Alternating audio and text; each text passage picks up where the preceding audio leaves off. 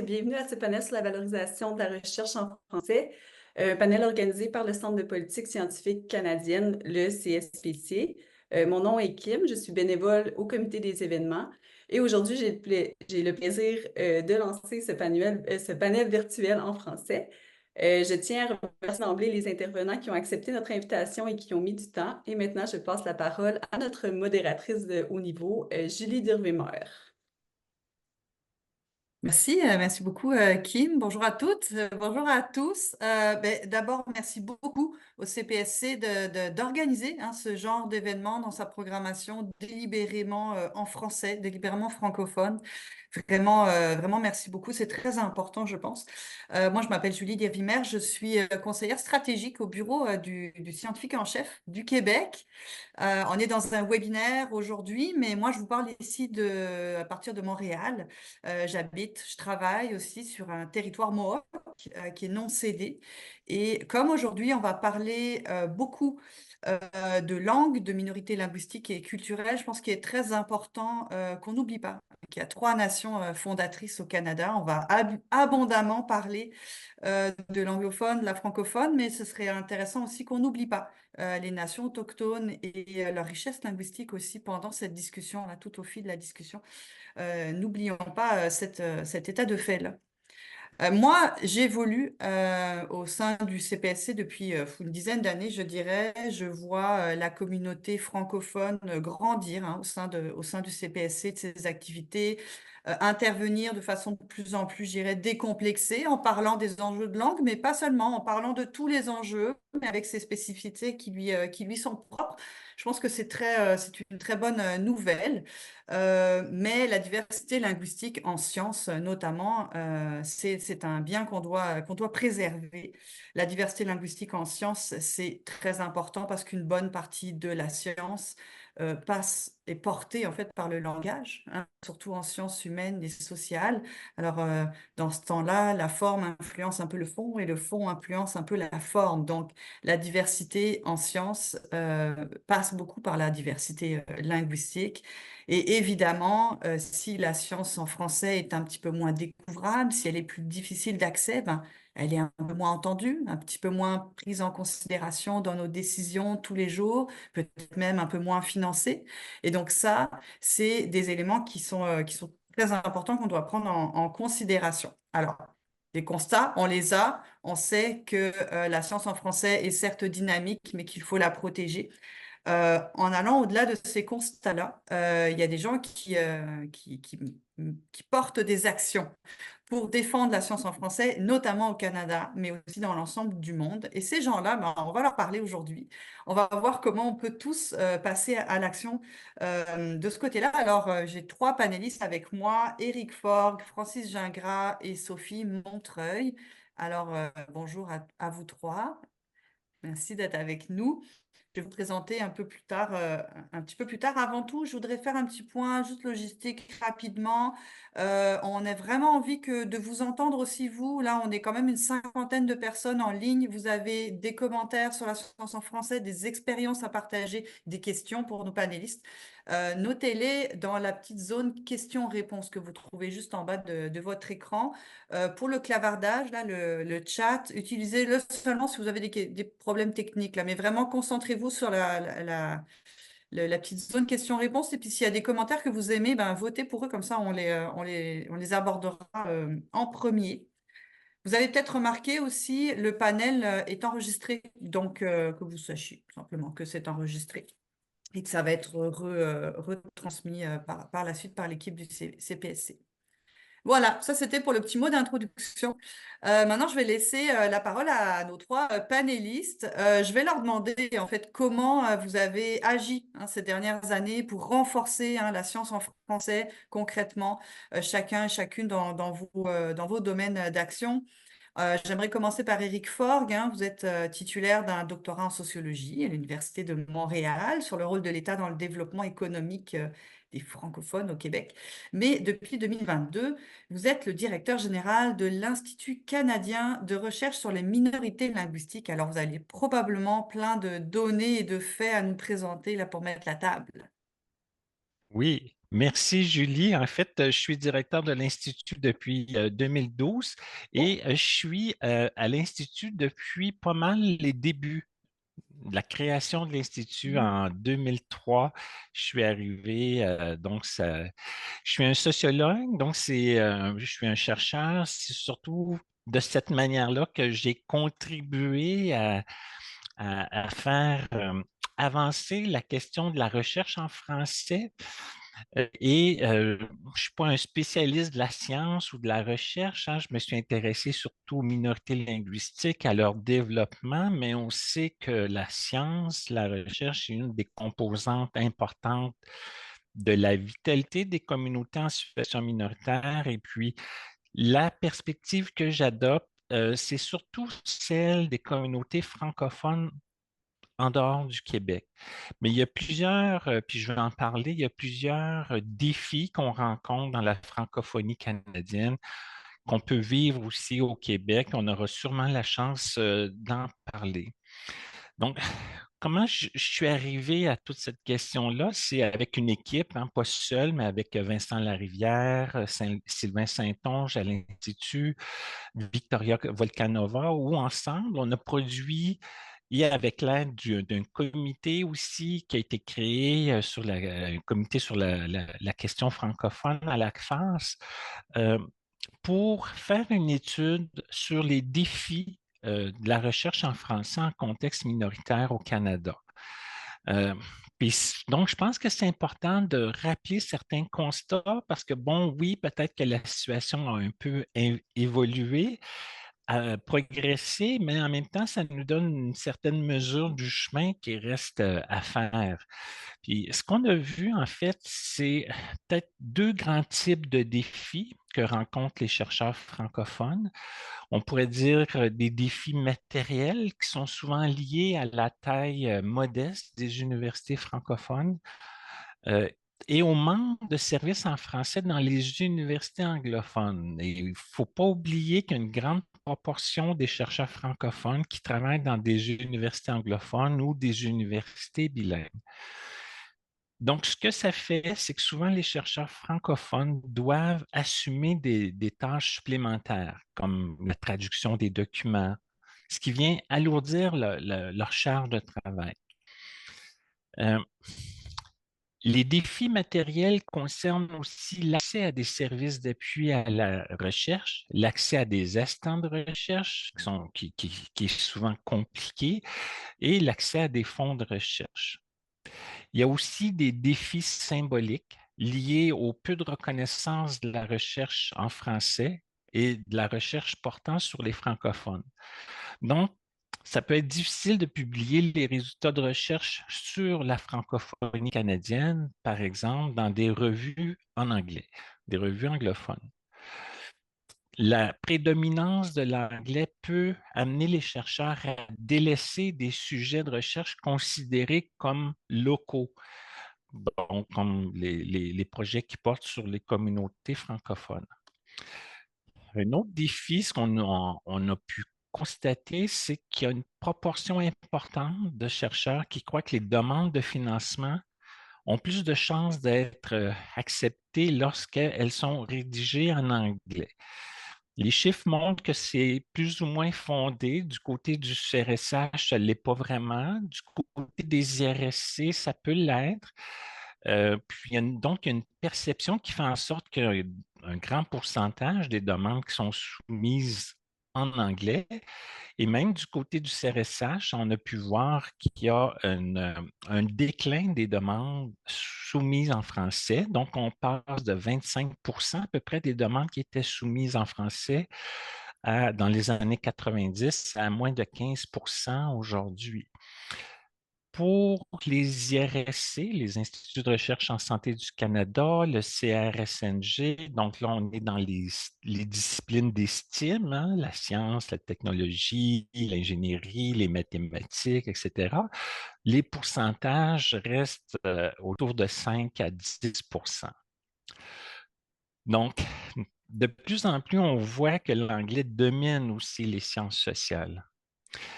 On a voulu savoir qu'est-ce qui motive les chercheurs à publier en anglais? Donc, Ce qu'on nous a dit, c'est pour rejoindre un public plus large, pour augmenter la visibilité, les citations, le nombre de citations, ce qui est perçu comme un indicateur de prestige, d'influence. C'est pour répondre à des exigences d'évaluation, pour améliorer les perspectives de carrière, qui privilégient des indicateurs bibliométriques qui ont un biais vers les revues anglophones, comme on a pu, les travaux de Vincent Larivière, par exemple, ont pu le montrer. Donc, oui, l'attraction de l'anglais est plus forte du côté des chercheurs en sciences naturelles, génie, etc., mais on le voit de plus en plus aussi du côté des sciences sociales et humaines.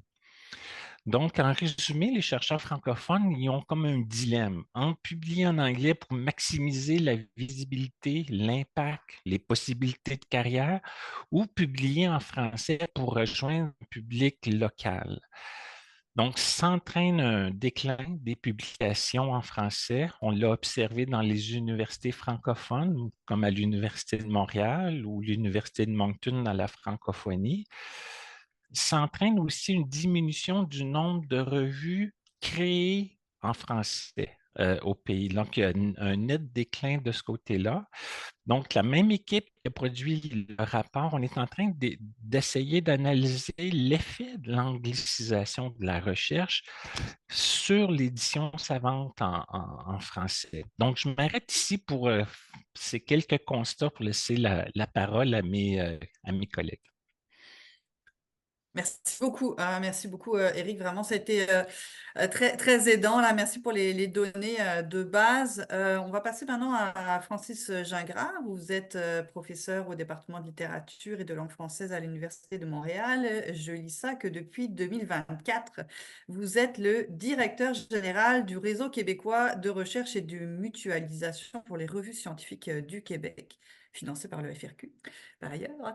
Alors justement, on parlait des revues savantes et de l'effet de l'anglicisation de la science sur les revues savantes. Alors, je vous laisserai nous en dire un petit peu plus.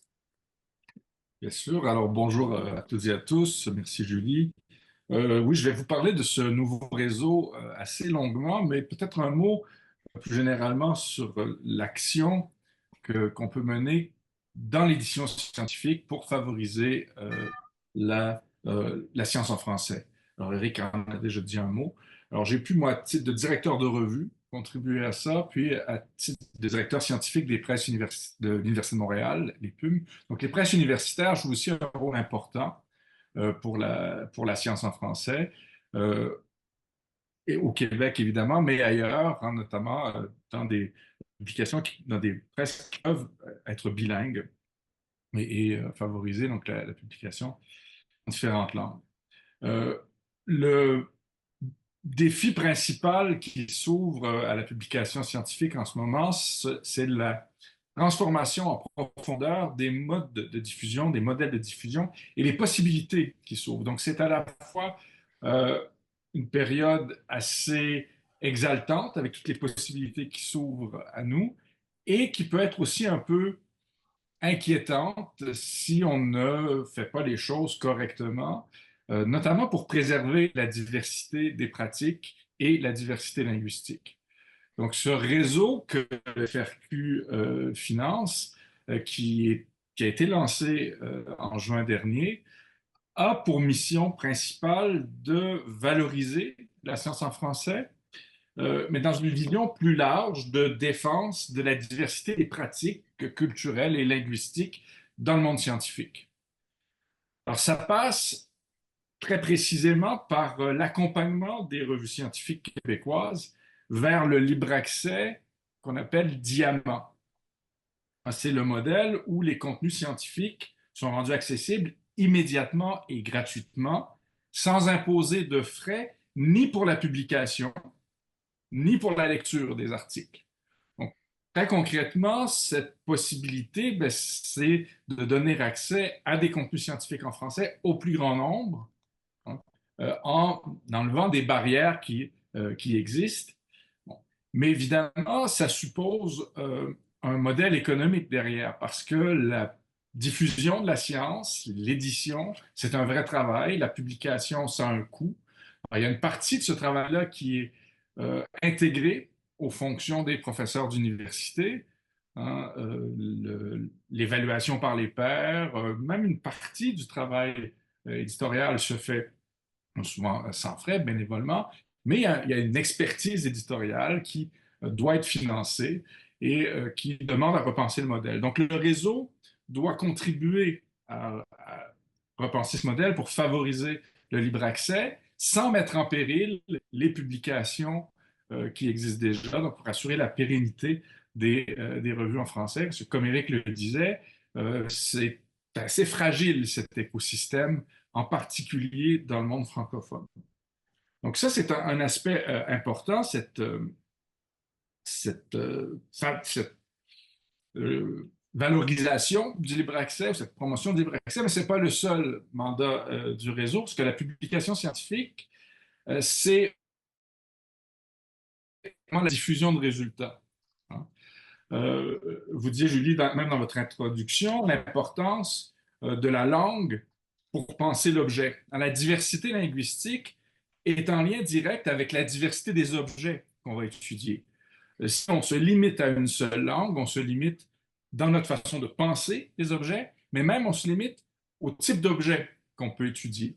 Donc, de ce point de vue-là, le rôle d'animation scientifique des revues, leur rôle de création de communautés autour d'objets doit aussi être valorisé et le réseau va contribuer à le faire.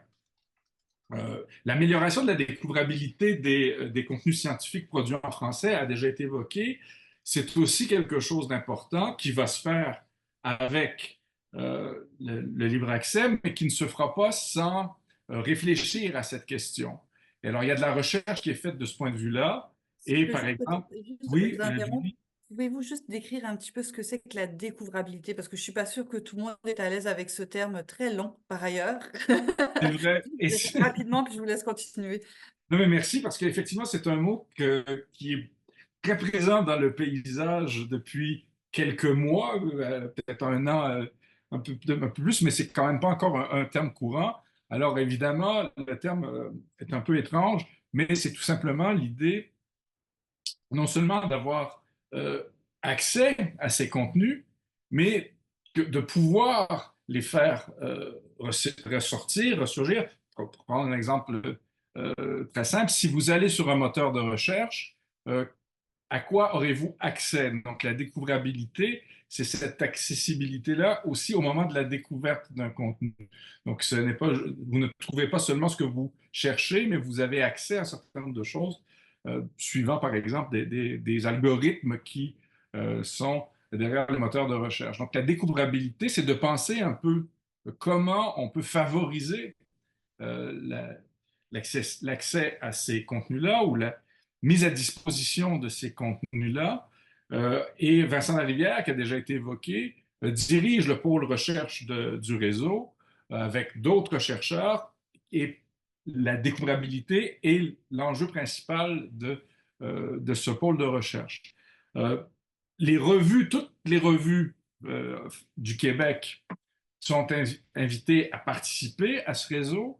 Elles sont associées à un pôle qui est dirigé par ma collègue Anne-Marie Fortier de l'Université Laval, elle-même directrice de revue, et qui donc doit animer la réflexion, les discussions autour des revues. J'évoque encore rapidement deux autres pôles qui sont associés au réseau et qui relèvent aussi de ce qui est très positif dans le moment que nous vivons et qui fait que la science en français est déjà bien présente au Québec, notamment grâce à la plateforme Érudit. Érudit, c'est un des acteurs majeurs pour la diffusion de la science dans le monde, la diffusion des contenus scientifiques dans le monde. Alors évidemment, de la science en français en particulier, mais pas seulement. Hein, Érudit diffuse aussi un contenu en anglais. Mais ce rôle est essentiel et Érudit donc, est au cœur aussi du réseau. Il y a un pôle qui s'appelle Plateforme et qui est dirigé par Tania Niemann, qui est directrice générale d'Érudit. Le pôle qui s'ajoute encore et qui vient compléter le réseau, c'est un pôle qui est composé de bibliothèques universitaires du Québec, parce que les bibliothèques universitaires jouent également un rôle important pour la diffusion de la science. D'abord, dans dans le rôle que jouent les bibliothécaires pour permettre l'indexation, l'accès aux revues, mais de plus en plus d'aide aussi à l'édition et d'appui aux revues. Alors, les bibliothèques universitaires du Québec se sont associées dans un partenariat qui s'appelle le Partenariat des bibliothèques universitaires du Québec, le PBUQ, qui a un axe sciences ouvertes dans son mandat. Et donc, cet axe-là rejoint tout à fait le réseau. Et à ce titre, ils font partie aussi du réseau. Alors, vous le voyez, il y a plusieurs acteurs dans ce réseau et notre rôle, c'est de s'assurer que tous ces acteurs-là travaillent en concertation. C'est un rôle de coordination, de développement, de motivation. On est au début de ce beau projet qui va reposer beaucoup sur la communauté parce qu'on va en reparler, mais pour que des changements s'opèrent, il faut qu'ils se fassent avec les actions de tous les membres de la communauté, de ce qu'on appelle parfois l'écosystème de la publication savante. Alors, tous les acteurs doivent jouer un rôle et le réseau va contribuer à ça. Un dernier tout petit mot sur le leadership que doit exercer ou que peut exercer la communauté scientifique québécoise de ce point de vue-là. Un rôle, donc, évidemment, international avec la promotion du multilinguisme et de la diversité des pratiques qui est utile pour le Sud global. Dans la promotion du libre accès diamant, c'est très précieux pour le Sud global. La vigueur de la science en français autour d'érudits, ça permet aussi d'avancer la valorisation de la publication française pour l'ensemble de la francophonie, notamment autour de l'Académie internationale de la francophonie. Donc, l'ACFA, c'est aussi une alliée de ce point de vue-là. Mais du point de vue qui nous intéresse plus aujourd'hui, plus on a un écosystème fort au Québec, plus le foyer de publication scientifique en français est fort au Québec, plus on sera à même d'aider au développement et au soutien des publications en français hors Québec. Et ça fait partie également du mandat du réseau de contribuer à ce renforcement de la publication scientifique en français en dehors du Québec. Donc voilà un peu les actions. Vous vouliez qu'on parle d'actions, Julie, les actions qu'on a commencé à poser, qu'on va continuer à poser dans les prochaines années. Wow, c'est vraiment très, très emballant. Merci beaucoup. J'encourage aussi les participantes et les participants. On est rendu plus de 70 personnes ensemble. Alors, dans la zone questions et réponses, je note là, est-ce que vous reconnaissez l'un dans les facteurs qui influencent votre choix de langue de travail là, que Eric Forgue a indiqué? Est-ce que vous reconnaissez là-dedans? Est-ce que vous avez déjà déposé des demandes en français ou en anglais? Sinon, pourquoi? Est-ce que vous faites partie de la communauté scientifique hors Québec, francophone hors Québec aussi? On veut mieux comprendre aussi votre réalité. Donc, n'hésitez pas vous pouvez poser des questions, mais vous pouvez aussi faire des commentaires puis émettre vos avis. Là, vous avez votre expérience est tout à fait valable dans ce panel. Je voudrais qu'on passe la parole à Sophie Montreuil. Sophie Montreuil, vous êtes directrice générale de l'ACFAS depuis 2019, qu'on appelait l'Association francophone pour le savoir. Enfin, vous allez nous expliquer ça.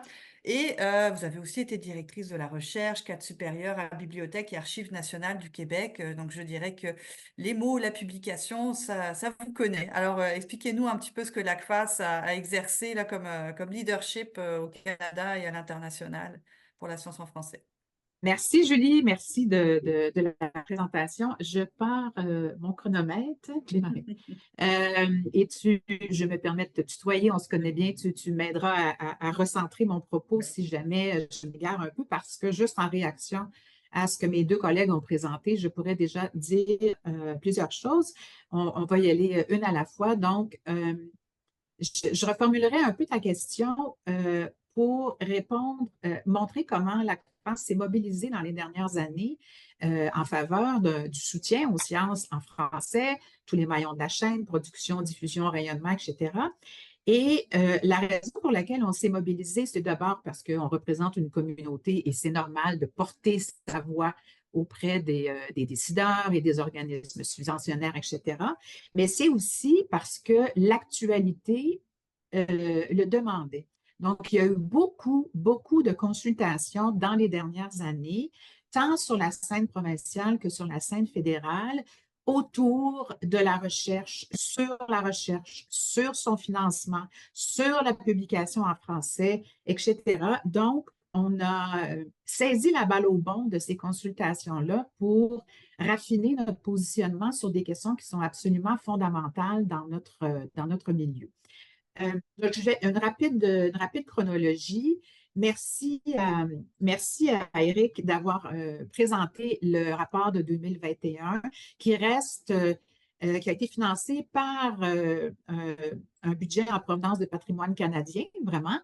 C'est ma prédécesseur qui est allée chercher ce budget pour faire cette importante étude-là, dont le rapport est paru en juin 2021. Et encore aujourd'hui, pour nous, c'est un document de référence qu'on utilise régulièrement et qui est, j'en suis très fière, bien modestement, régulièrement cité dans les mémoires qui sont déposés par d'autres organisations.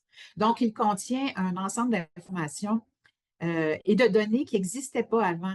On le savait, on soupçonnait, ça existait de façon éparse, mais là, ça demeure un document qui dit noir sur blanc, il y a un net déclin, lequel déclin ne date pas de quelques années, il a commencé il y a plusieurs décennies. Donc, ne pensons pas de façon illusoire qu'on va l'arrêter en 2 ans quand ça fait 40 ans qu'il se décide. Merci, Eric, d'avoir présenté le document. Au-delà de ça, depuis 2021, on a déposé, rédigé, publié, diffusé 11 mémoires. Ça fait plus d'un mémoire par année pour une toute petite équipe d'une 20aine de personnes et je n'ai pas personne qui est responsable des relations gouvernementales. Donc, on se mobilise parce que c'était des questions absolument cruciales. Je fais un tout petit historique sur la scène fédérale. Je laisse de côté le côté provincial. Le déclencheur, ça a été en fait une initiative du Québec qui, en 2020, ça a eu lieu en 2021 parce que vous savez qu'en 2020, il y avait de pandémie, mais le gouvernement du Québec a décidé d'organiser un sommet intitulé « Sommet sur le rapprochement des francophonies canadiennes ». On nous a demandé de déposer un mémoire, ce qu'on a fait. Et tout ça s'est attaché ensuite avec la publication de notre rapport en juin 2021.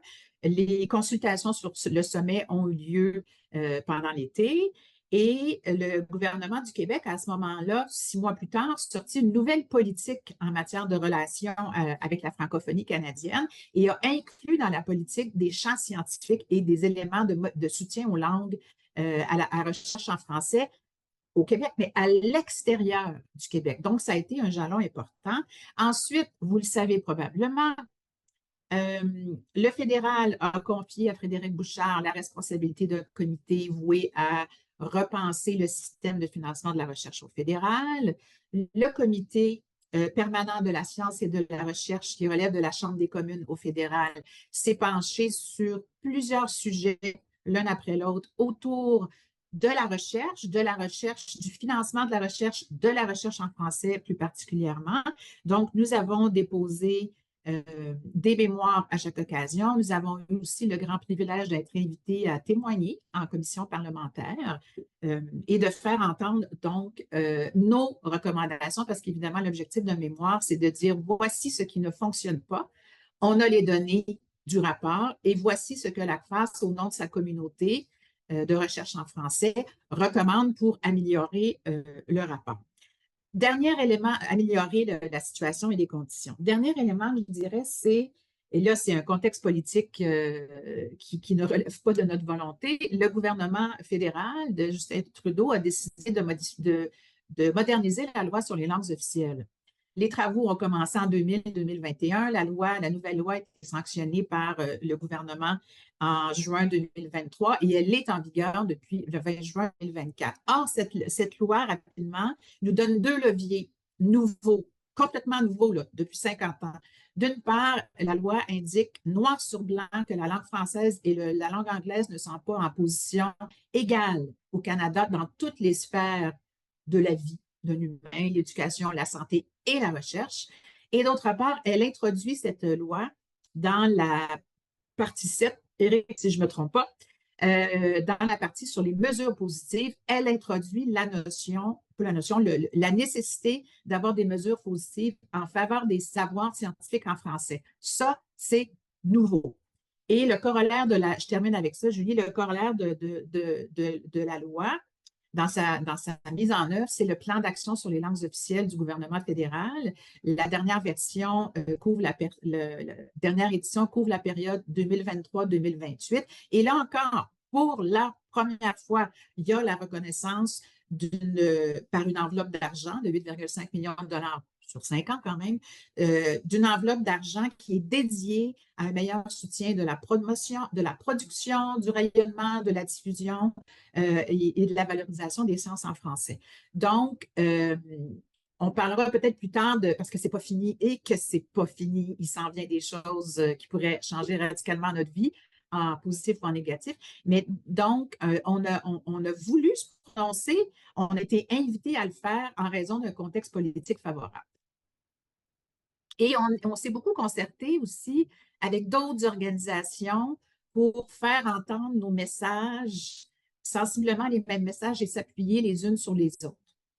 Excellent. Puis ça, c'est justement ce que rapportait Francis Gingras, là, cette importance-là qu'on se coordonne bien dans l'ensemble de la francophonie, j'irais dire déjà francophonie canadienne, mais dans l'ensemble de la francophonie, là, face à des défis comme tu sais, les grandes maisons d'édition scientifiques et autres là on a besoin d'être nombreux face à ces organisations-là.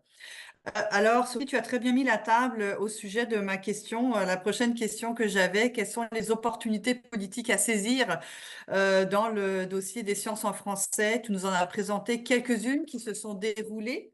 Il y en a d'autres qui arrivent. Alors, j'aimerais vous entendre tous les trois sur ces opportunités-là. Qu'est-ce que nous pourrions faire, autant à l'échelle institutionnelle de votre institution, et aussi à l'échelle individuelle, en fait. Comment on peut faire pour aider ce dossier-là?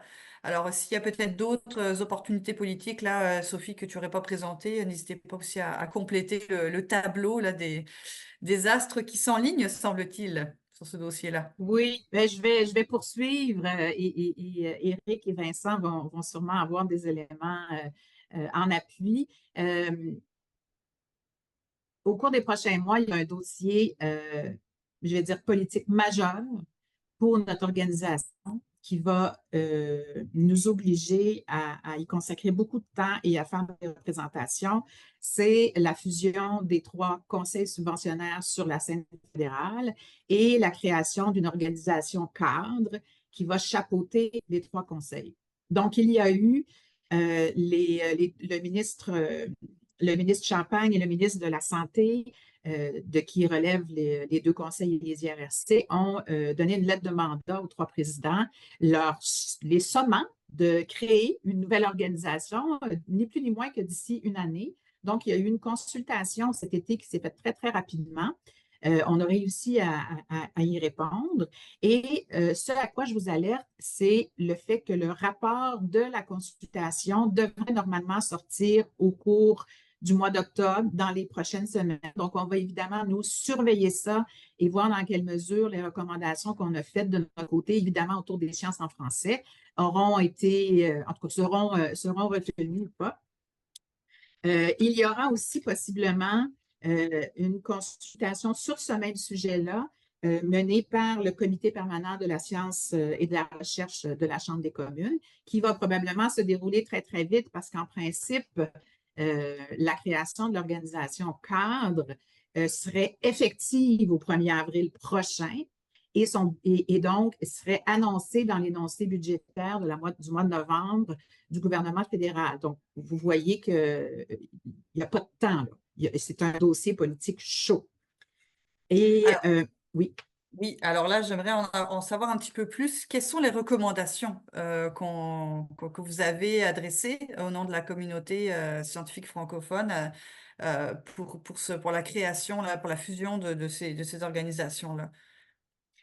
Écoutez, je ne veux pas les donner en détail, mais je pourrais vous mettre le lien, mais je dirais que la première recommandation, qui n'en est pas une, c'est la nouvelle loi assujettit tous les ministères et organismes à avoir des mesures positives en faveur des sciences en français. Ça veut dire qu'avant de créer un programme ou un nouveau programme ou de modifier un programme de financement, le ministère doit se demander, est-ce que je porte atteinte, est-ce que je permets est-ce que je remplis mon obligation lorsque je suis en train de comment remplir mon obligation au moment de la conception. Donc, ce n'est pas juste une mesure des effets, ça vient changer radicalement la donne. Donc, dans les faits, une chose qu'on a faite, c'est de rappeler cette obligation-là. On va créer une nouvelle organisation cadre. Bien, faites-le conformément à ce que la loi oblige l'ensemble des ministères et organismes. Sinon, c'est sûr qu'on recommande qu'il y ait des montants dédiés pour un meilleur financement des revues savantes en français, des montants dédiés pour des programmes qui seraient dédiés aussi à de la recherche en français, revoir les modalités d'évaluation d'une certaine façon, de l'évaluation des demandes qui sont faites en français, s'assurer du caractère bilingue, évidemment, de tous les évaluateurs. La liste est longue. Ce sont à peu près toujours les mêmes recommandations qu'on met de l'avant. Et là, moi, je me dis, ça passe ou ça casse. Parce que là, il y a un agenda politique névralgique et il faut que ça passe. Bon, il faut que ça passe. Comment on peut soutenir cela, Francis? Si je peux sauter sur l'occasion d'éviter que ça casse, ça passe en partie par effectivement un changement institutionnel à différents niveaux. Donc, on a parlé des conseils subventionnaires, et ça passe évidemment aussi par nos différentes institutions, les universités, les différents comités de promotion dans ces universités, les subventions qui peuvent être données à l'interne, qui reproduisent en général c'est les mêmes schémas, les mêmes habitudes qui vont, par exemple, inciter à publier en anglais, et les chiffres qu'Éric donnait au départ, hein, ou inciter même à produire une demande de subvention en anglais. Donc, il y a quelque chose, certes, qui est institutionnel. Mais je plaiderais à titre personnel, et je pense aussi au nom de la communauté qu'on essaie de réunir autour de la question de la publication savante, pour un changement de culture. Je pense qu'il faut qu'individuellement, que chacun d'entre nous, comme chercheurs, ensuite, et comme membre de ces différents comités, que ce soit un comité de promotion, que ce soit un comité d'évaluation de dossiers de demande de subvention, que ce soit un comité d'évaluation de bourse, c'est nous, la communauté. Nous formons cette communauté et nous reproduisons parfois des comportements qui nous nuisent comme chercheurs, pas seulement comme chercheurs francophones, comme chercheurs qui plaidons pour la diversité, pour que les pratiques les plus variées soient valorisées, pour que les objets soient abordés avec le plus de complexité possible. Et donc, je pense qu'il y a un travail à faire qui doit se faire en profondeur à partir de nos propres comportements au sein de ces instances. Donc, l'un n'exclut pas l'autre. Je pense qu'il faut militer pour changer un certain nombre de choses dans les institutions, dans les structures. Il faut être vigilant, comme Sophie nous le rappelle, quand on voit que des changements sont en cours, mais il faut aussi intégrer ces changements-là de culture que l'on souhaite et qui sont probablement rendus possibles parce qu'on est dans une configuration particulière. Les grands changements qui se produisent, par exemple en intelligence artificielle et en traduction automatique des langues, peuvent permettre de rêver d'un modèle où les chercheurs écriraient dans leur langue, quelle qu'elle soit, et seraient lus dans la langue du lecteur, quel qu'il soit. Parce que les chercheurs, quand ils écrivent en anglais, Éric le disait, c'est souvent avec l'idée de dire je serai lu davantage, je serai lu par le plus grand nombre. Mais si on est capable d'éviter que ça passe par une seule langue, mais que la diversité linguistique du lectorat soit aussi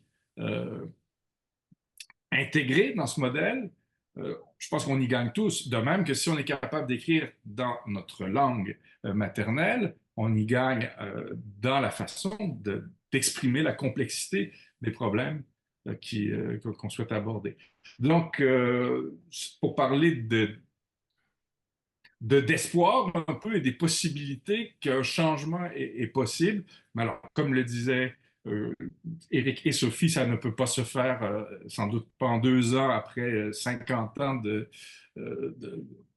tendance un peu négative, mais je pense qu'on a une occasion à saisir, précisément aussi avec les transformations qui se produisent sur le plan politique et que Sophie a longuement euh, euh, évoqué, notamment le changement de la loi sur la langue officielle qui ne se fait pas tous les 4 matins. Donc,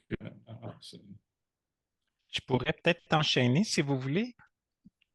Je reviendrai sur quelques éléments présentés par Sophie. Donc oui, et peut-être Francis aussi. Donc oui, il y a un contexte favorable, mais les changements qui sont requis pour créer un écosystème de la recherche en français sont quand même ambitieux par rapport à un contexte euh, qui peut sembler difficile, un contexte d'anglicisation de la recherche qui est international, qui peut sembler difficile à renverser. Donc, comment créer un écosystème de la recherche?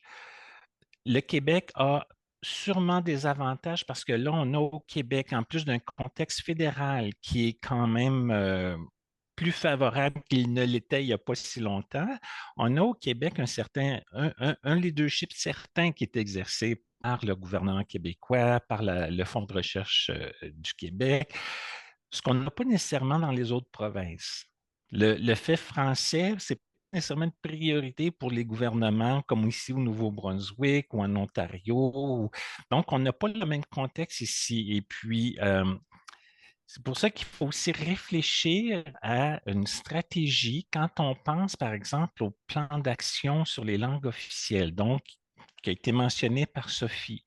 Donc, c'est un plan d'action de 2023 à 2028.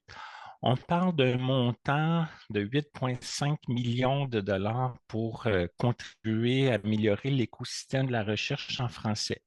Ça me semble modeste quand on regarde certains financements qui sont accordés pour la recherche aux RSC. Un seul chercheur peut aller chercher plusieurs dizaines de millions de dollars aux IRC, par exemple. Donc, ça me semble modeste pour créer un écosystème de recherche en français. Mais plus que de parler de financement, si on veut améliorer, consolider l'écosystème, je crois que c'est important, essentiel d'avoir une vision stratégique. Sinon, on risque de financer des initiatives à gauche et à droite sans nécessairement qu'il y ait vraiment de synergie, si on veut, entre ces différentes initiatives qui viennent se renforcer les unes les autres. Ce qui est encourageant, c'est que le gouvernement canadien a mis sur pied cette année un comité d'experts pour élaborer une telle stratégie.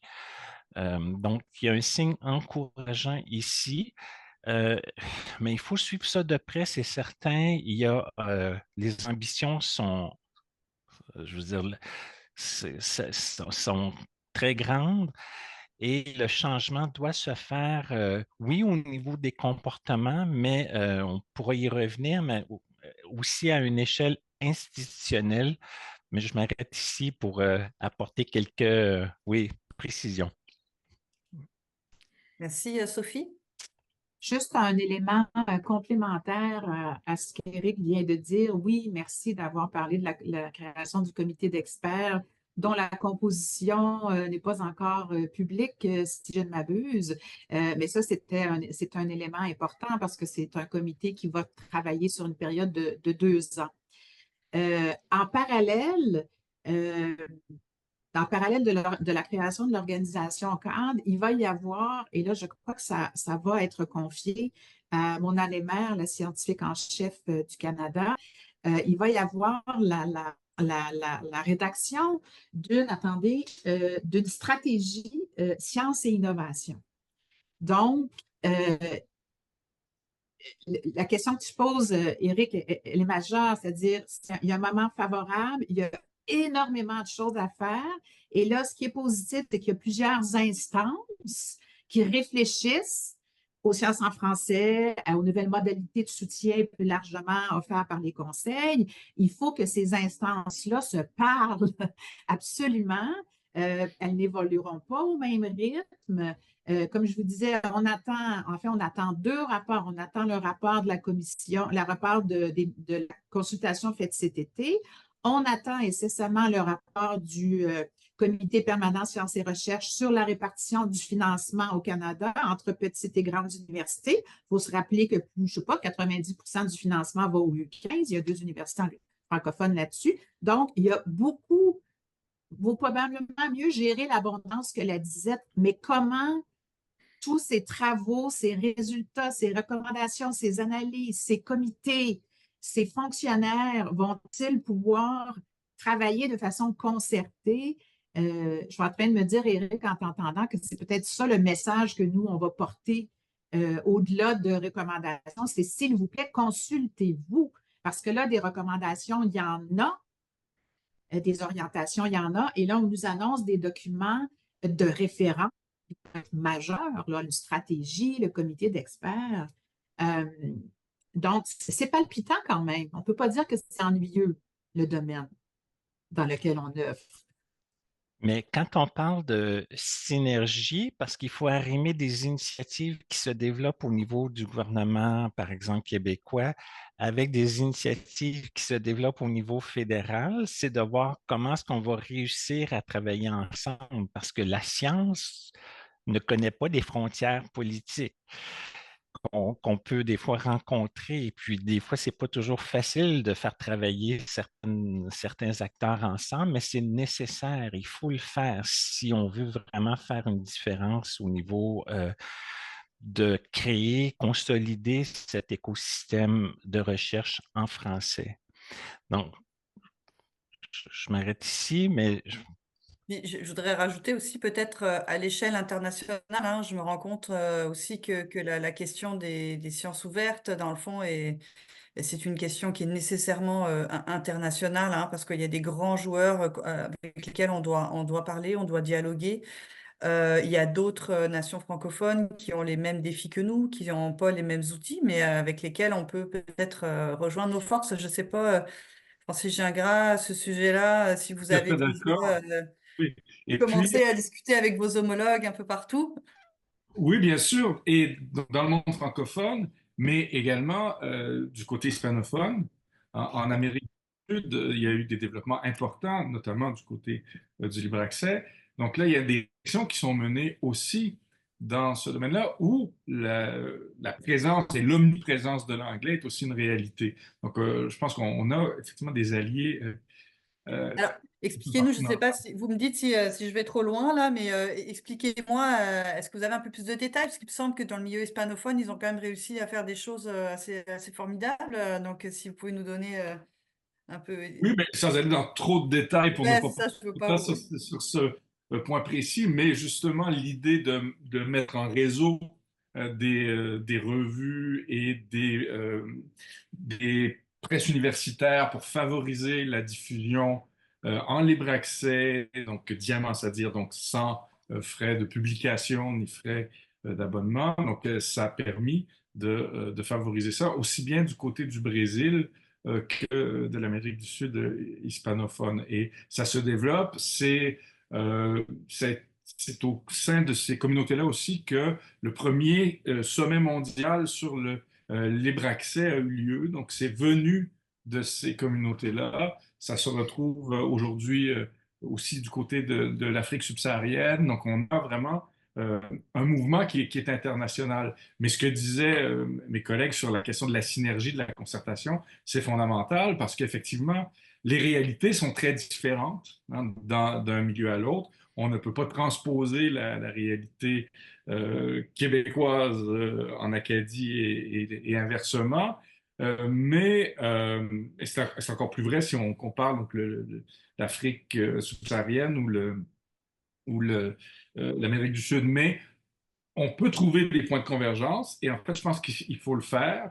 Et là encore une fois, je pense que c'est à nous, chercheurs, de profiter de ça, de le faire et de profiter du fait que, comme tu disais, Eric, la science n'a pas de frontières. Donc, nous avons ces liens-là. Les revues sont financées en fonction, par exemple, je reviens à la question des revues puisque c'est l'objet, mais sont financées suivant des règles bon, qui font que telle revue dépend de tel conseil subventionnaire. Mais on sait bien que les choses sont parfois plus complexes et la mutualisation, par exemple, qu'on peut faire pour favoriser les revues d'abord au Québec, ben, à terme, il n'y a pas de raison que ça ne puisse pas servir à des revues ailleurs au Canada ou ailleurs dans le monde. Donc, de développer des nouveaux modèles, donc comme c'est le cas par exemple en Amérique du Sud, ça peut servir partout dans le monde.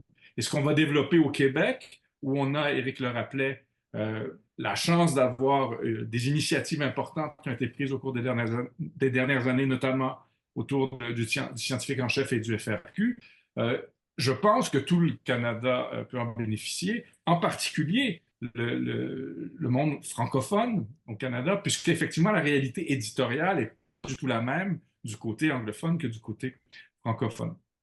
Donc, Alors, alors, je vais... je crois à cette importance de la concertation, mais je crois aussi que il faut parfois exercer un certain leadership quand on a la chance d'avoir des initiatives qui naissent quelque part. C'est ça, surtout quand on parle d'un changement culturel, la question c'est toujours qui va commencer à se jeter dans la piscine, hein, parce que c'est toujours ces personnes-là vont peut-être être les personnes qu'on va regarder de travers ou qui vont subir une certaine défaveur, hein, finalement, le temps que le mouvement se mette en place. Donc c'est un peu difficile hein, quel est le premier chercheur, la première chercheuse qui va commencer à publier en français, qui va avoir ce courage-là. Hein, c'est pas évident. Je vais prendre, il y a deux commentaires dans la zone de clavardage. Vous allez pouvoir y répondre évidemment.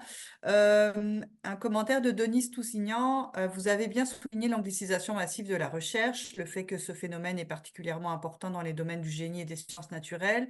Comment les nouvelles mesures, et notamment le regroupement, s'assurera-t-il de rejoindre les communautés scientifiques? Comment établir un dialogue avec les auteurs-chercheurs et les encourager à publier en français avec si peu de revues francophones ou bilingues établies dans ces domaines? On parle là vraiment du changement culturel.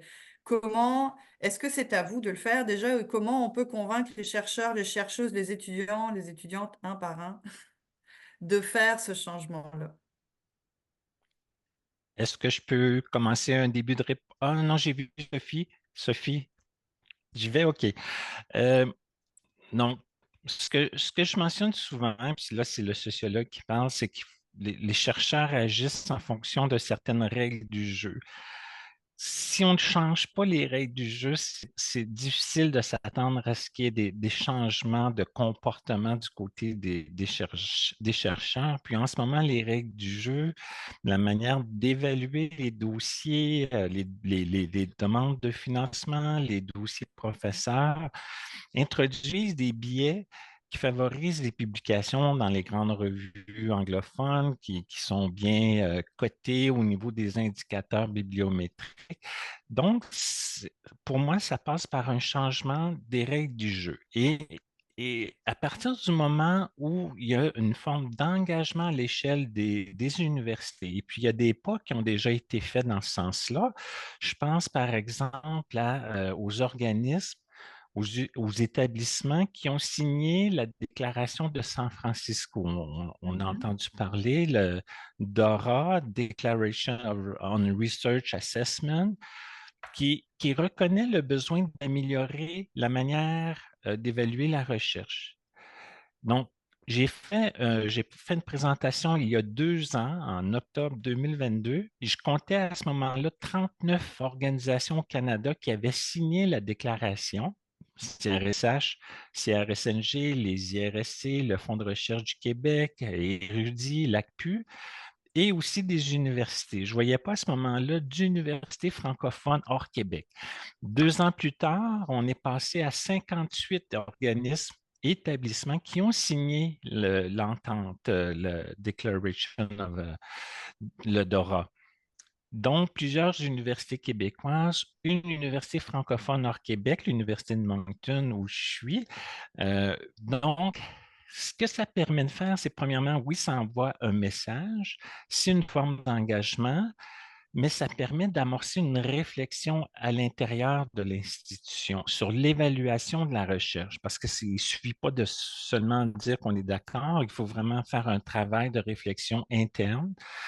Il y a d'autres initiatives aussi, l'initiative de Helsinki, là, qui mérite d'être examinée. Donc, je pense que ça passe par ce genre de gestes-là où on fait cette réflexion et éventuellement, on adopte des nouvelles règles du jeu. Ok, donc on change les règles du jeu plutôt que de jouer les jeux différemment. On commence par changer les règles du jeu, donc on parle de peut-être créer des incitatifs, réduire des biais. On pourra peut-être revenir, hein, si vous pouvez donner plus de détails aussi sur c'est quoi les incitatifs, c'est quoi les biais qui sont en train d'être créés, hein. Je pense notamment au comité d'évaluation et tout ça. Là, on pourra aller plus en détail. Sophie?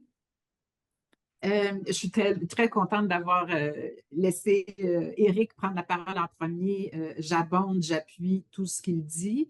Je vais essayer d'attacher ses propos avec ce que disait Francis tantôt, aussi très important, c'est-à-dire nous qui sommes dans le système, nous avons aussi un rôle à jouer pour changer la culture. Cela dit, moi, je dis toujours, à l'heure actuelle, je ne crois pas que nous devions mettre le poids de ce changement de culture sur les individus seulement. Les individus, comme le dit Éric, auront une responsabilité à partir du moment où on va voir quelque chose de concret se changer. Mais je pense que le premier, il faut changer les structures. Il faut qu'il y ait des amendements dans les structures, dans le système d'évaluation de l'excellence. Il faut revoir la façon d'évaluer les critères d'excellence. Je voudrais, par ailleurs, donner 2 exemples. Quelles actions? C'est tellement énorme, on ne changera pas une culture qui compte des décennies en 2-3 ans. C'est sûr que non. Mais moi, j'ai envie de vous dire une chose, il faut faire des choses. Il ne faut pas attendre qu'on nous dise quoi faire. Il faut faire des choses. Il faut être créatif. Je vais permettre de mettre en valeur deux réalisations de l'ACFAS. L'une découle, c'était la première recommandation du rapport auquel Éric faisait référence d'entrée de jeu, la création du service d'aide à la recherche en français. En 2021, on souhaitait la création. On a lancé le service en mai 2023. Et depuis, je n'ai pas les chiffres exacts, mais on a 12 ententes avec des établissements, souvent juste des universités unilingues anglophones.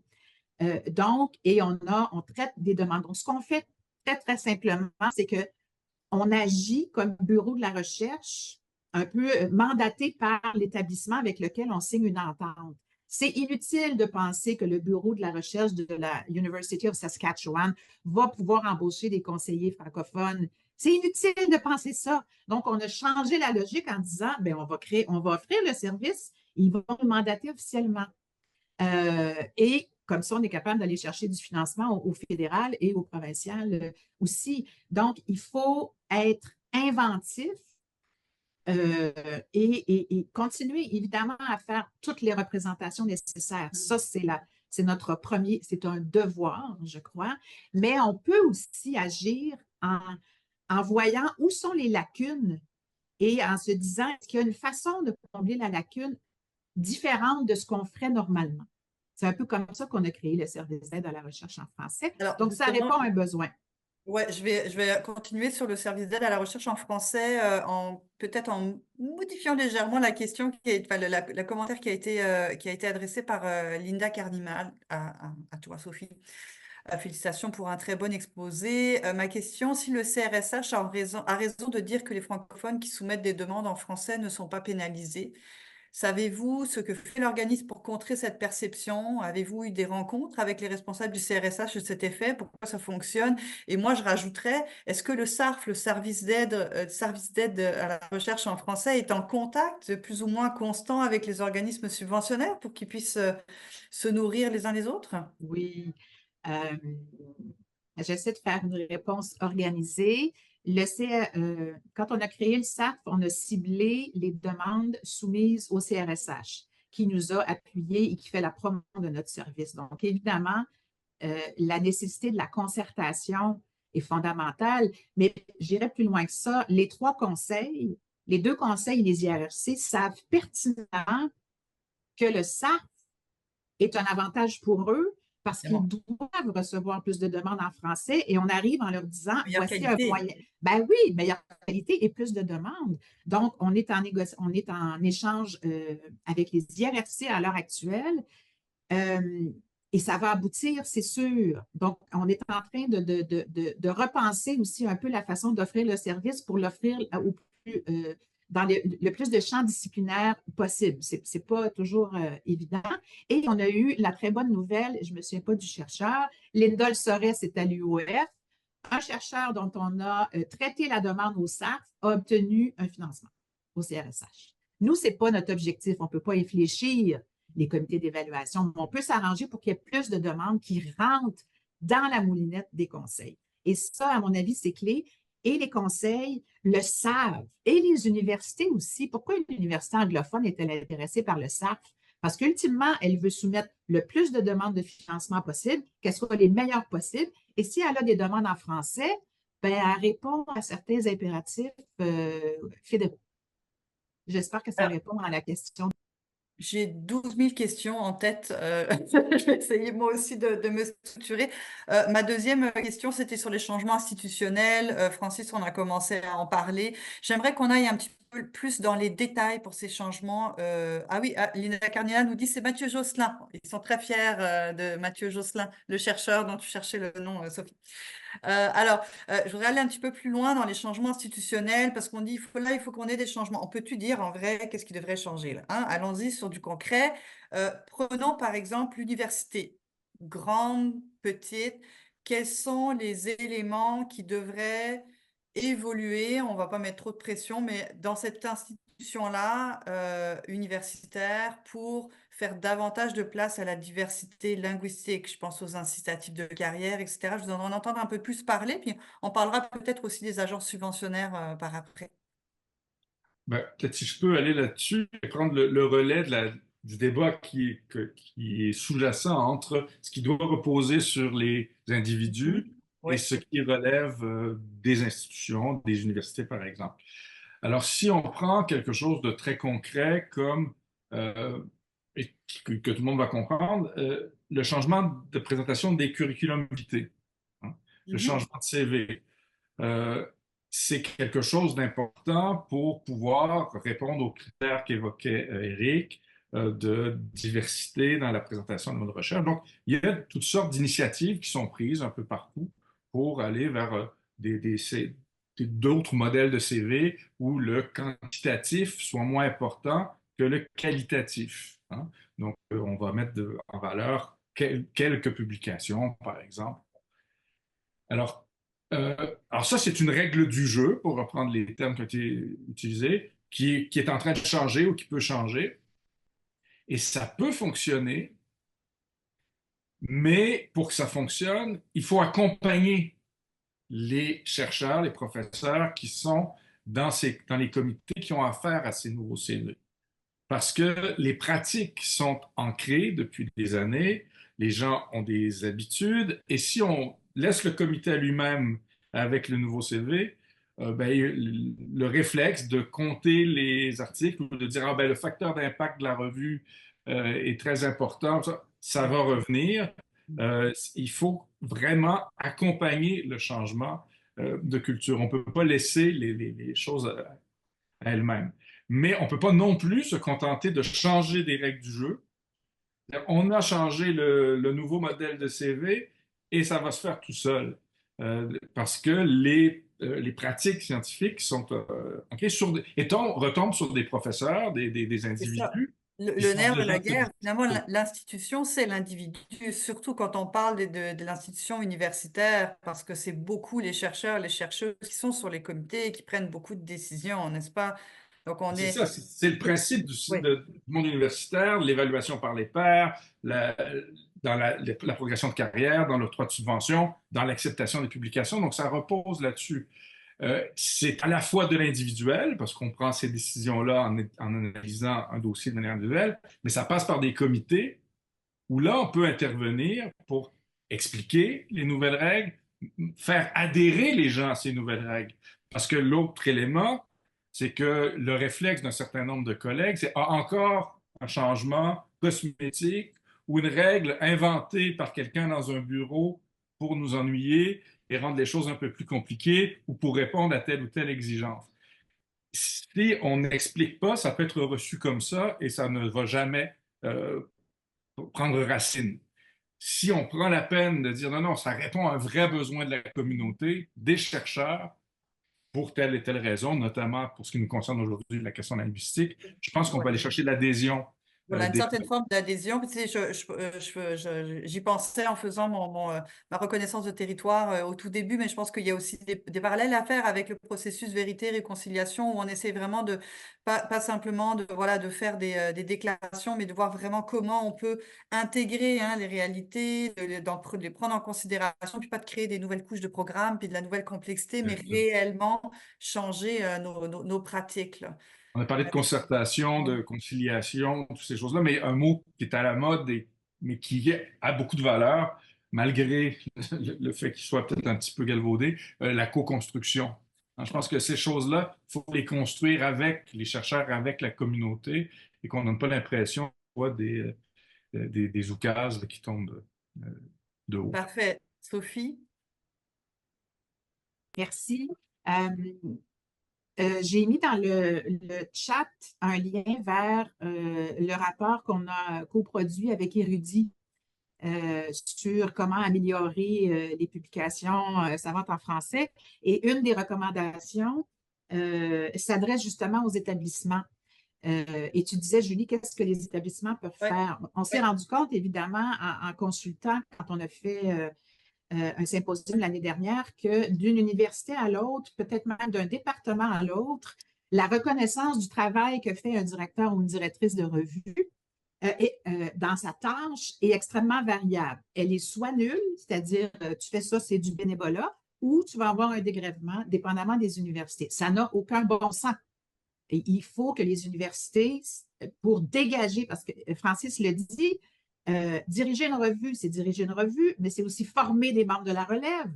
C'est faire de l'évaluation. C'est un travail colossal et qui ait aucune reconnaissance sur le plan de la carrière et de la tâche par les universités, c'est un non-sens. Donc là, c'est une mesure simple, concrète, qui fait que je dégage un prof de l'une de ses responsabilités et je lui permets de consacrer du temps, au-delà des soirs et des fins de semaine, même s'il va le faire pareil, à maintenir une revue en français de qualité, à la faire vivre, à former les étudiants.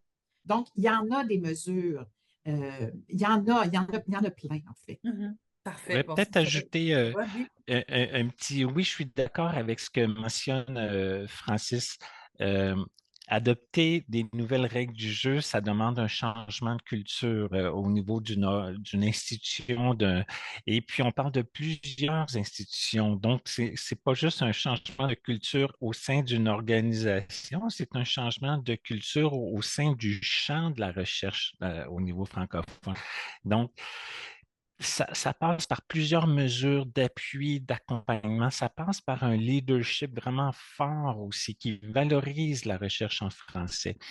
Et c'est quoi la recette magique, là? Je ne l'ai pas, moi, la recette magique qui fait en sorte que des dirigeants, des hauts dirigeants dans les institutions fassent cette conversion vers qui veulent vraiment appuyer par des gestes concrets la recherche en français. C'est là où il y a vraiment un travail de sensibilisation à faire, il y a un travail de militantisme même, je dirais, Engagement. que font par exemple des gens comme Sophie, l'ACFAS, plusieurs autres joueurs. Il y a un travail. La CUFC aussi ont fait un gros travail. Puis ils continuent à travailler dans ce sens-là. Ils ont fait des états généraux sur le postsecondaire en français. Donc, ça concernait le postsecondaire dans la francophonie canadienne, hors Québec. Il y a plusieurs constats aussi qui ont été faits par les états généraux. Puis là, on parle d'un contexte institutionnel qui peut être parfois fragile. Dans la francophonie canadienne, il y a des établissements, puis c'est des établissements de taille modeste qui connaissent des défis qui sont liés au fait que les gouvernements des provinces ne vont pas nécessairement appuyer ces établissements qui œuvrent dans la francophonie canadienne. Donc, si on n'a pas des institutions, j'ai changé un petit peu, j'ai bifurqué, là, j'ai changé un peu de sujet, mais si on n'a pas des institutions solides, ben, ça devient difficile après ça de pouvoir développer une recherche qui soit conséquente, là. Donc, il y a un travail qui doit être fait au niveau du socle institutionnel. Euh, Puis ça passe par un financement, souvent pour des petites institutions, l'Université de Moncton, des institutions de taille modeste. Des fois, c'est des unités au sein d'universités, comme on pense au campus de Saint-Jean en Alberta. C'est une faculté à l'intérieur d'une grande université anglophone majoritairement. Donc, il y a des défis vraiment particuliers là, qui se posent pour ces institutions-là, qui doivent être prises en compte. Euh, et puis, bon, je rappelle les travaux qui ont été faits par la CUFC, mais tout il y a un travail de conviction qui doit être fait par les différents acteurs. Moi, j'ai joué plus un rôle au niveau de la recherche. Je ne suis pas un militant, je ne suis pas nécessairement un acteur là, qui va parler régulièrement, par exemple, aux grands décideurs. J'essaie d'apporter ma contribution plus en termes d'éclairer les enjeux, de faire apparaître, là, mettre en relief là, certains défis qu'on rencontre, puis de réfléchir à des pistes de solutions. Je crois on en a plusieurs, hein, on a abordé plusieurs. Un des défis, là, je ne veux pas nécessairement faire le résumé de ce qu'on a discuté, mais un des défis, c'est vraiment d'assurer une forme de synergie, de concertation entre les différents acteurs. Ne pas oublier la francophonie hors Québec aussi, qui ont des défis particuliers. Et c'est sûr qu'à défaut d'avoir des gouvernements provinciaux qui appuient généreusement les institutions francophones minoritaires, peut-être que les initiatives du Québec peuvent aider les établissements, les institutions francophones hors Québec, les revues francophones hors Québec, le monde de l'édition, de la recherche hors Québec aussi. Donc, si on peut travailler ensemble, je crois que ça peut être aidant pour la francophonie puis la recherche en français. Je vais continuer avec une question. On va plus aller du côté de l'édition, hein, l'édition scientifique qui est aussi une institution hein, qui est amenée à changer, évidemment. Question pour Francis, évidemment, sur cette question-là. Là, de Jean-Benoît Cormier-Landry. La fondation récente du réseau est une nouvelle réjouissante. Outre les efforts nécessaires de mutualisation de certains services, il paraît nécessaire de valoriser les expertises disciplinaires liées à la question de la langue, et surtout en sciences humaines et sociales et en arts. Je veux dire, on parle là de qu'est-ce qu'on mutualise, qu'est-ce qu'on garde en termes d'exception, je dirais presque culturelle en sciences. Je pense à la traduction automatisée. La problématique était déjà là au mi-temps de la décennie 2010, hein, comme les subventionnaires qui poussaient alors le passage du modèle papier vers le numérique, la production de métadonnées de qualité, etc. J'essaie de reprendre. Voilà. Ces éléments semblent difficilement mutualisables. Autrement dit, comment on peut conjuguer la création des nouveaux services mutualisés avec la préservation de l'expertise disciplinaire et linguistique dans des équipes éditoriales souvent petites, qui est nécessaire là, pour une science de qualité ciblée, spécifique. Y a-t-il des limites à la mutualisation qu'on peut avoir en édition, mais aussi, par exemple, avec la francophonie canadienne ou même le continent africain ou d'autres régions francophones? Il y a des limites, oui, mais en fait, ça dépend un peu de ce qu'on entend par mutualisation. C'est-à-dire que pour moi, mutualisation, c'est pas uniformisation, hein. C'est pas avoir un service unique nécessairement. Prenons un exemple très concret évoqué par Jean-Benoît Cormier-Landry, celui de l'expertise linguistique, par exemple, ou disciplinaire. Pour l'évaluation dans le monde de l'édition, pour la révision dans le monde de l'édition, on a besoin d'experts d'un domaine, d'experts aussi de la langue, qui n'ont pas le même vocabulaire nécessairement suivant les champs disciplinaires. Eh bien, la mutualisation, ça peut être de créer des banques d'experts disponibles pour les revues d'un même champ disciplinaire. Donc, peut partager ces connaissances-là, ces banques-là, plutôt que de se garder, d'avoir sa revue un peu dans son coin avec son réviseur qu'on connaît bien, mais qui de toute façon ne travaillera pas à temps plein pour la revue. Donc, on peut justement mettre au service de la francophonie canadienne et au-delà ces banques-là. Donc, pour moi, la mutualisation n'est pas du tout synonyme d'uniformisation. Et c'est pour la question, par exemple, des métadonnées, là encore, s'appuyer sur l'expertise déjà existante. Et Rudy est là depuis plusieurs années. Les bibliothécaires universitaires ont une expertise de ce point de vue-là. Donc, mettre ces gens-là ensemble et voir ce qu'on peut euh, utiliser de manière transversale, donc des métadonnées ou des systèmes qui pourraient être valables pour l'ensemble des disciplines, mais retenir évidemment la spécificité de chacun le plus possible. Et donc, c'est pourquoi ça se fait toujours en concertation avec les directions de revue qui sont au centre de tout ça et qui, elles, plaident pour la singularité de leur revue. Parce que chaque revue est singulière. Hein, c'est bien la peine de les pérenniser pour ça, parce qu'elles représentent non seulement une discipline, mais une façon de l'aborder. Il y a plusieurs revues de sociologie qui existent, mais elles représentent des communautés importantes et spécifiques et des histoires disciplinaires importantes. Donc, chacune d'entre elles. Donc, alors voilà un peu ce que je peux dire en réponse à la question de Jean-Benoît Cormier-Landry, mais c'est effectivement un enjeu que ce grand mouvement qui est en train de se produire ne soit pas un mouvement d'uniformisation. C'est pourquoi j'ai beaucoup parlé de diversité. Ça passe par la diversité linguistique, mais pour moi, la diversité linguistique est d'autant plus importante qu'elle est directement liée à la diversité scientifique disciplinaire. C'est cette diversité-là qui me semble la plus cruciale. C'est une forme de Un dernier mot mutualisation. sur l'édition, juste parce qu'une chose qu'on n'a pas encore beaucoup dite et qui est importante, on se bat aussi dans un monde où on travaille avec des organismes à but non lucratif, on travaille pour des presses universitaires ou des revues qui ne sont pas des entreprises commerciales. On se bat contre de grandes entreprises commerciales qui font de la recherche une occasion d'affaires.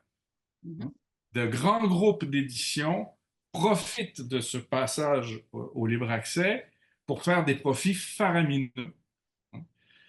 Et en s'appuyant notamment sur du travail qui n'est pas rémunéré, hein, le travail d'évaluation par les pairs, et c'est très bien comme ça, et sur un travail éditorial qui est souvent mal rémunéré, mais en s'appuyant sur... Donc, on se bat contre ces grands conglomérats de l'édition commerciale et qui sont en train de faire de la science un bien qu'on peut transiger comme les autres.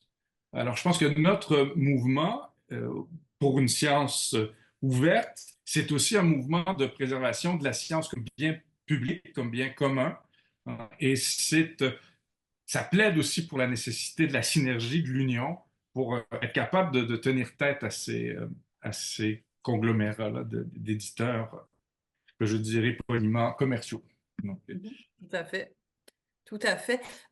Éric, est-ce que vous voulez rajouter quelque chose? Sinon, je peux passer à... Non, ça va, merci. Ça va.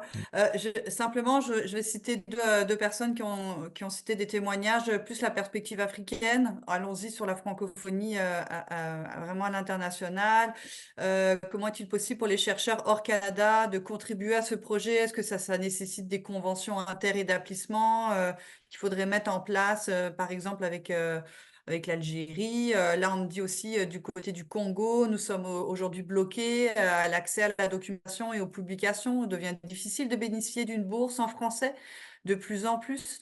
Que prévoit votre organisation pour pallier à ce problème? Quelle solution est suggérée? Alors bon, évidemment, vous n'avez pas de mandat forcément international. Là, je le vois, sauf peut-être Sophie qui a levé la main quand même.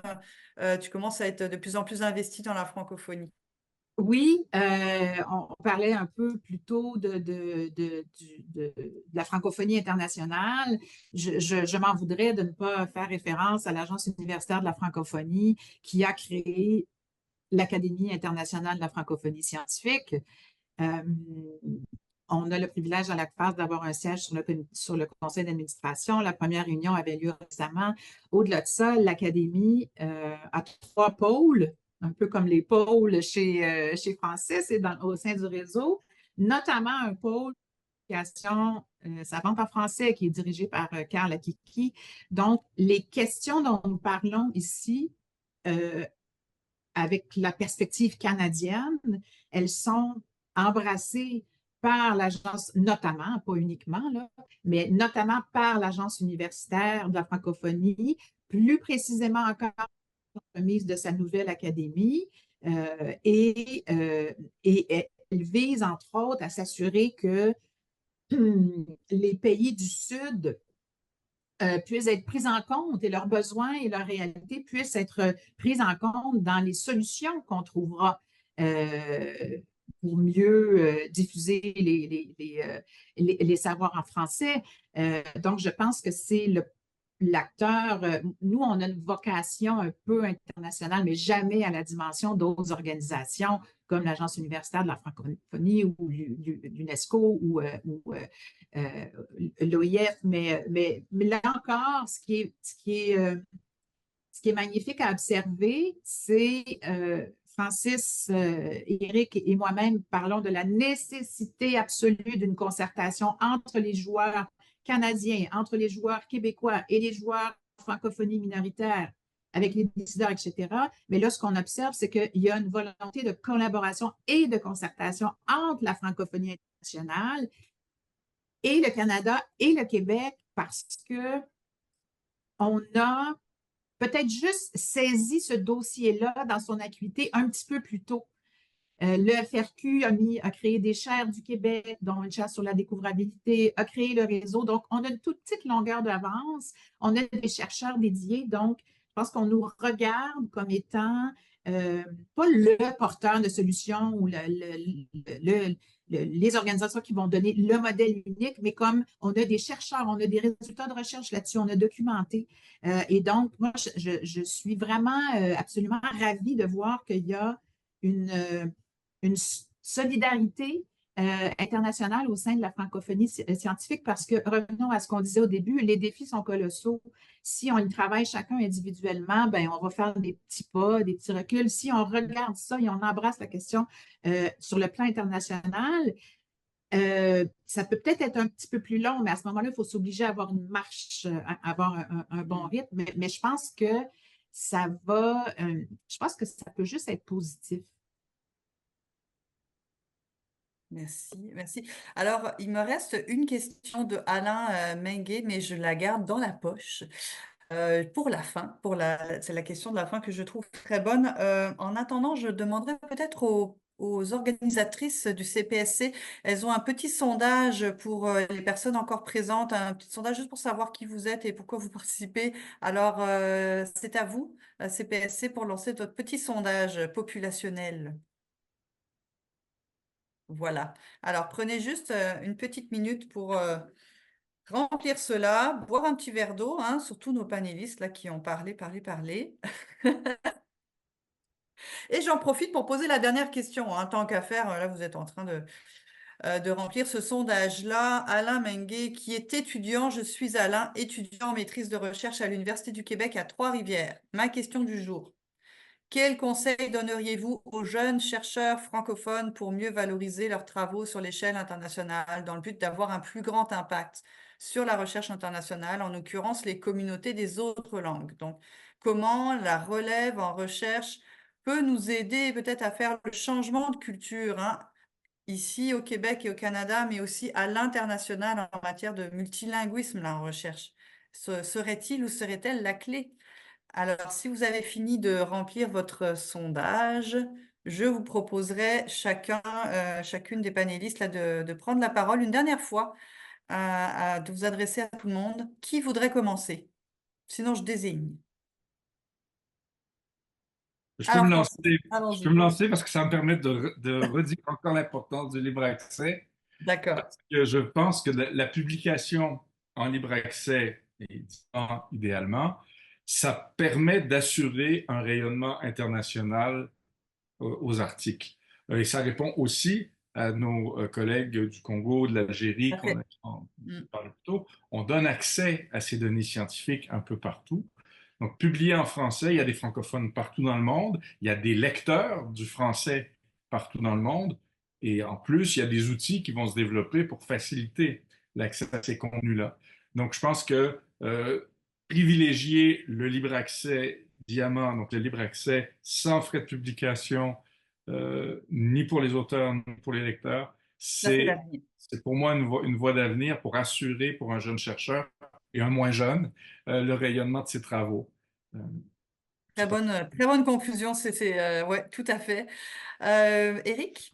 Oui, je pourrais peut-être rajouter un élément, d'être à l'affût des, quand même, la recherche en français, c'est un champ très dynamique, plusieurs activités. Donc, c'est d'être à l'affût des colloques qui se déroulent à l'échelle internationale, d'aller présenter, de créer des liens. Ça passe beaucoup par le réseautage, hein.